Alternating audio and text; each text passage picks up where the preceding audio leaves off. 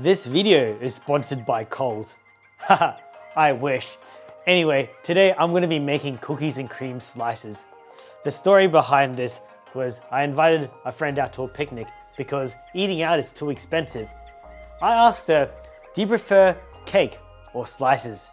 Her response, I prefer slices, but not caramel or mint. I remembered that one of her favorite ice cream flavors is cookies and cream, and so that's what we're going to be making today. The recipe I'm following is from a website called bakeplaysmile.com. I am alternating the ingredients list a little bit because the chocolate ripples from Arnott's is kind of expensive. So I use Coles products such as the cookies and cream biscuits and the Scotch fingers to improvise the non-baked base. So let's begin by creating the base following this recipe.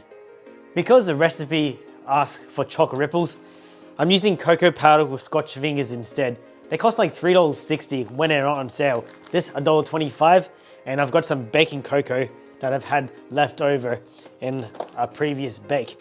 So the first step is to essentially weigh out the biscuits, 100 grams of Oreo cookies, or my Coles brand version, because this was 90 cents. Oreos are expensive these days. They're like $3. It's ridiculous. And weigh out about 200 grams of these Scotch fingers. All right. I need to go get my scale. Be right back. Handy dandy scale. I am a slight OCD when I bake stuff. Baking is like science. You need the right amount of ingredients, otherwise it can totally throw off the flavor. Okay. Let's put these aside now. I'm gonna turn this on. Not sure you can see that. We're gonna put in 100 grams of cookies and cream. Wait, I gotta taste this first. Does it actually taste like Oreo, or is it just a rip-off? It's okay, it's 140 grams. So I only need 100 grams for this recipe.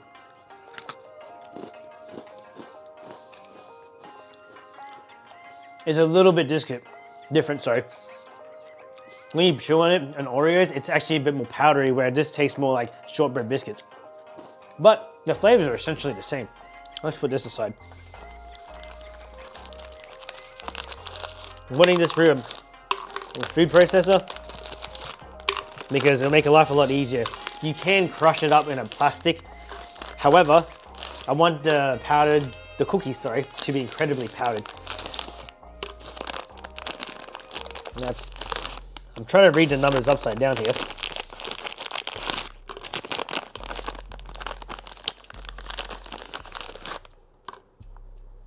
$99.1, close enough. I'm not that OCD. I like to say I am, but I'm not. Now we need about 200 grams of the Scotch fingers.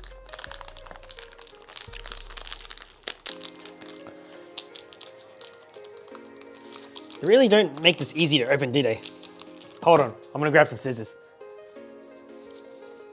All right.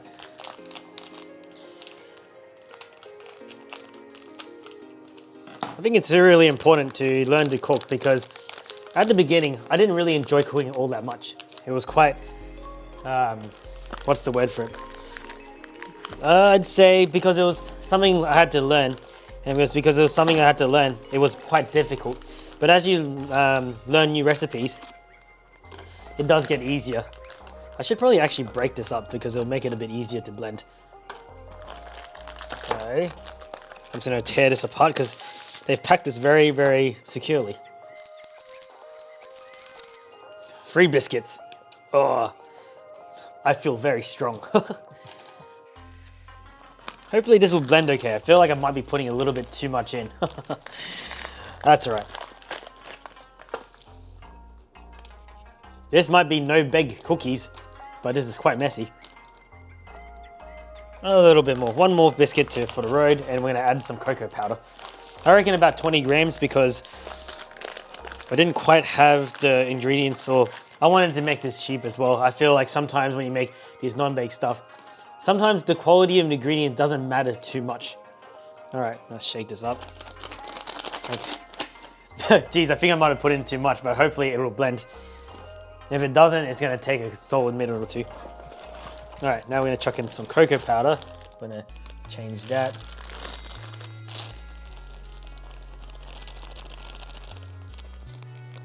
20 grams is what I'm gonna put in. I want to make. I've already made such a mess, but that's all right. If you're not making a mess while you're baking, then you're not doing it right, in my opinion anyway. All right, let's close this up somehow. I might have to crush it in. And I really hope this blends because there is no movement in there at all. My English, because I'm trying to focus on two things at once. All right, let's bring it to the blender. Okay, I've got the cookie blender and it still doesn't move anywhere. I really hope it blends. This is like my newbiness. I've never really blended cookies before. So this is the first. Okay, it's gonna get loud.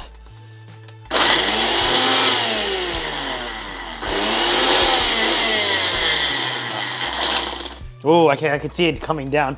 So I think I might need to shake it up a bit. Hold on a second. Here we go, it's working, it's working.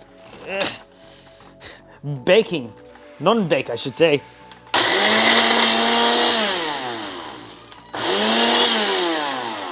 Okay, I definitely need to shake it up. So I can just see the little bit of chunks of butterscotch in there, but it looks like I've got the chalk ripple effect without having to spend several money on the actual cookie itself. I think a food processor would probably be better than a blender, but I don't have one of those, so we just have to do it the hard way. I can see the little chunks that are left. Do I leave them? Nah, I'm OCD in this sense anyway. Let's try it again.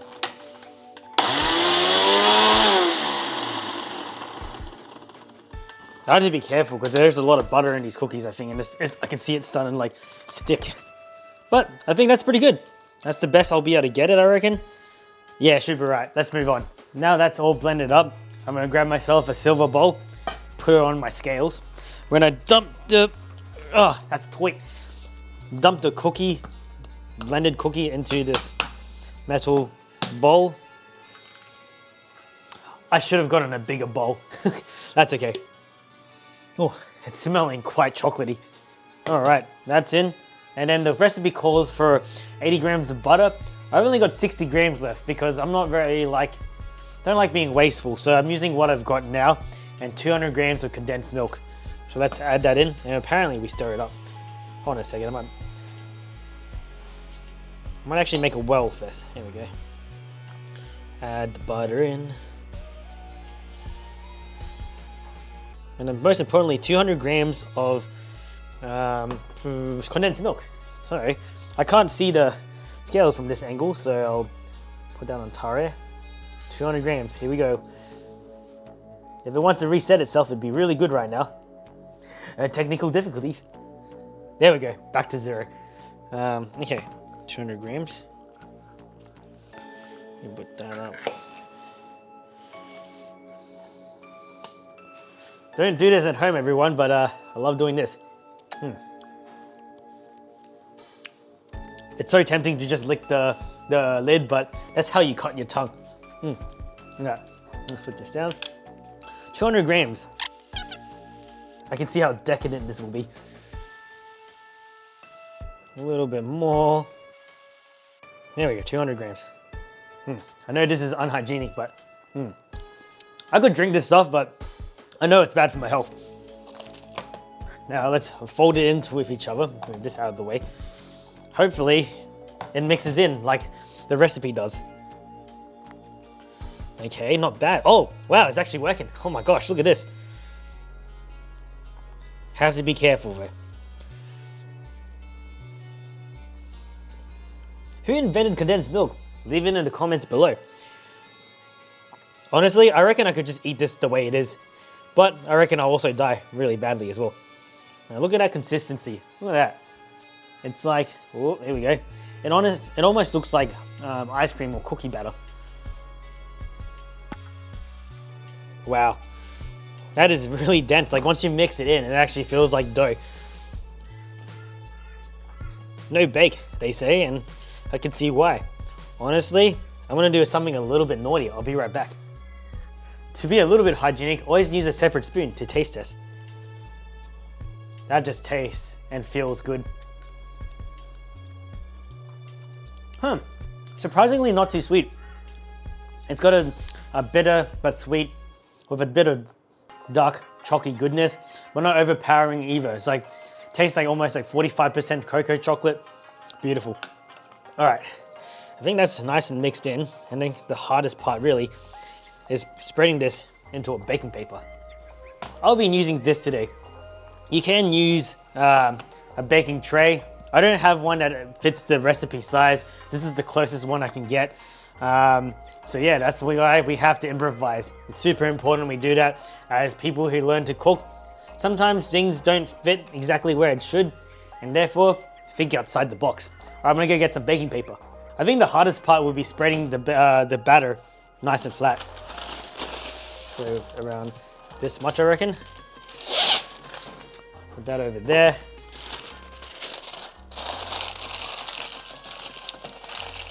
And make it as square as you possibly can.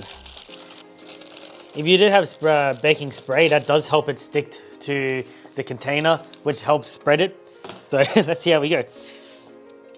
Scoop this in. Oh, this stuff is so dense, I have to be really careful. Boof. Oh, look at that. Look at that thickness. Oh, yeah. That's a lot of flavor in one hit right there. I'm hoping I can spread this quite easily. We'll find out very soon. Because the next part's a lot easier, because we just need to melt some cookies and cream chocolate with some coconut oil. This is the hard part, spreading this across. Let's see how we go. Oh yep, I'm already struggling. I can feel the struggle already, but we just have to be patient. Don't move it around. Squish it down first. Man, this is looking good. Oh my gosh. I feel like this might be 50% cookie or 75% cookie batter, 25% Hershey's Kisses. I got very lucky today. I got these for half price. I recommend when you ever bake anything that requires a expensive brand name chocolate, buy it when it's half price. You don't need it right away. That's sort of like my concept in life. Buy things on sale. You can save a lot of money that way. Because all up, I think I spent maybe $16 in total for this recipe. And mainly because these are usually $7. They're down to $3.50 Australian dollars. Well, there is a bit of weight to this, I will tell you that. Feels like I could just smack it in someone's head. Violence is not good. It's actually really satisfying just to like flatten it out, see? Woohoo! Okay. I think I've had enough fun. Cool. Oh, that's a bit stuck on my batter. Oh, man. Delicious. So I'm gonna temper this chocolate. Usually the recipe calls to microwave in a bowl. A microwave safe bowl, that is. I would never put metal in a microwave. It's gonna be an accident waiting to happen. But I'd rather temper it because when you microwave chocolate, you might burn it a little bit, and doing steamed heat directly underneath the bowl will help it melt more evenly. So in this part of the recipe, we need 2 bars of Hershey's chocolate and 2 tablespoons of coconut oil. You can see here that my coconut oil has melted because of the room temperature. It's Australian summer right now as I'm filming this. And so I reckon I'll probably put 4 tablespoons of coconut oil just so that I'm assuming that when you get the recipe, when you scoop it, when the coconut oil is solid, it's actually 2 heaped tablespoons worth of coconut oil. So let's break this up while I wait for my stovetop to heat up and boil. Rip it down the center. We want to break this up.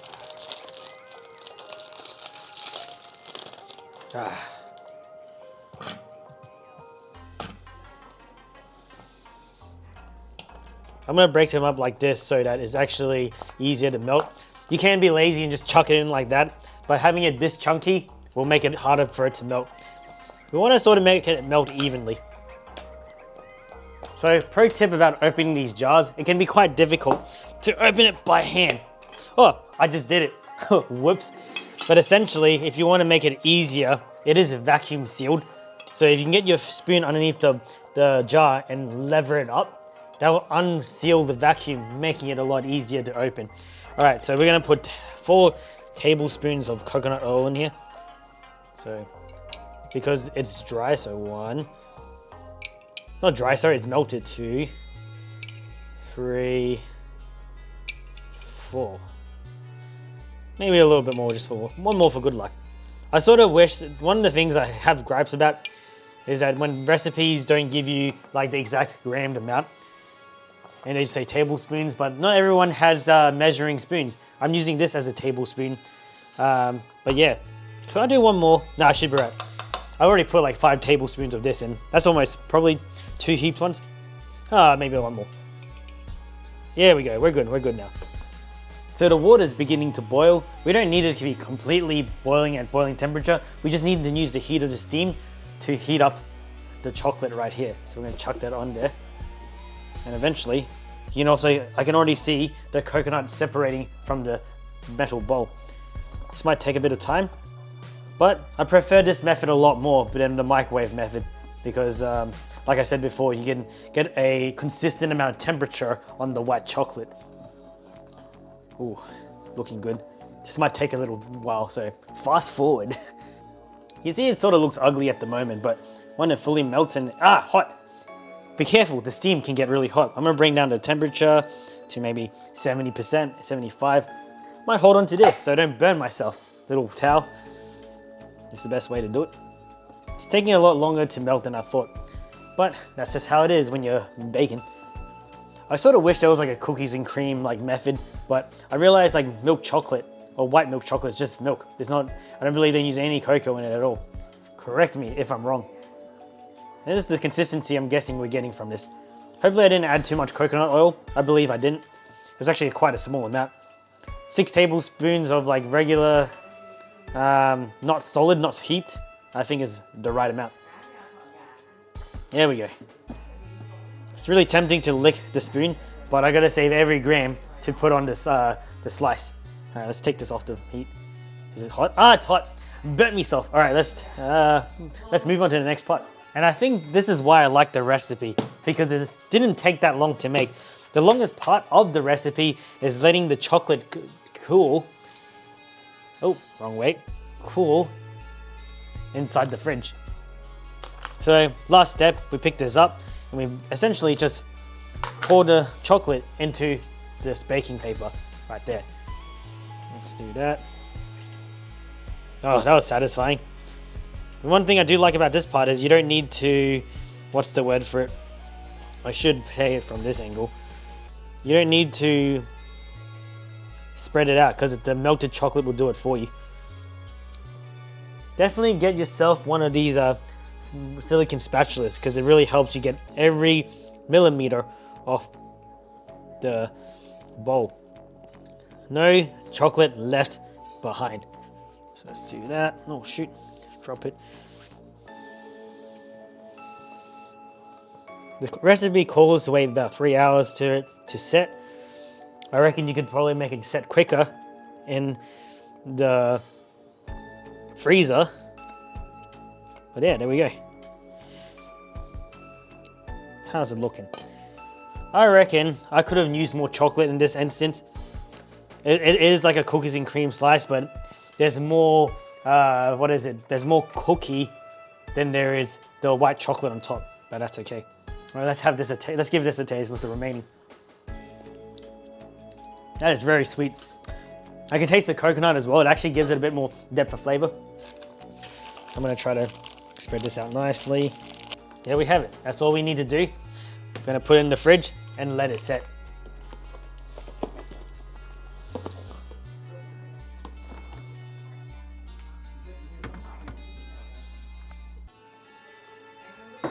Okay everyone, it's been a solid 3 hours now and the cookies and cream has set.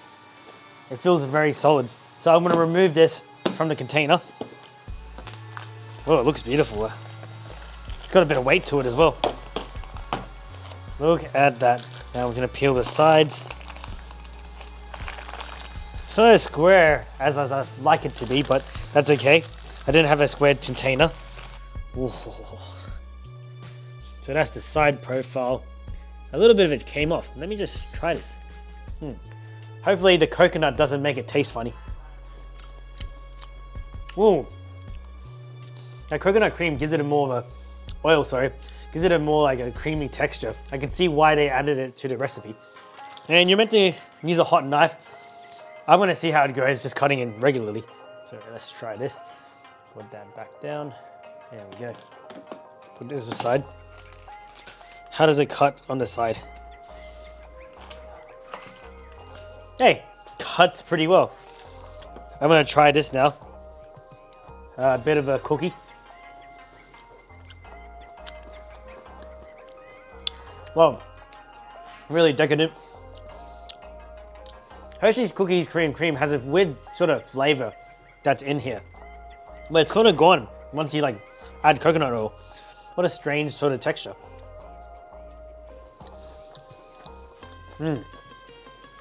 That is delicious, oh my God. I really wanted to make this better. I probably put a bit of melted dark chocolate on top, and that would give it the bitterness to counteract the sweetness of the cookies and cream. So, time to cut this up. Great. In the recipe, it says to use a hot knife, but it seems to cut just fine. Look at how beautiful that cross section is. Whoa. I was expecting it to be more cookies than the white chocolate, but that looks absolutely gorgeous. Look at that, picturesque.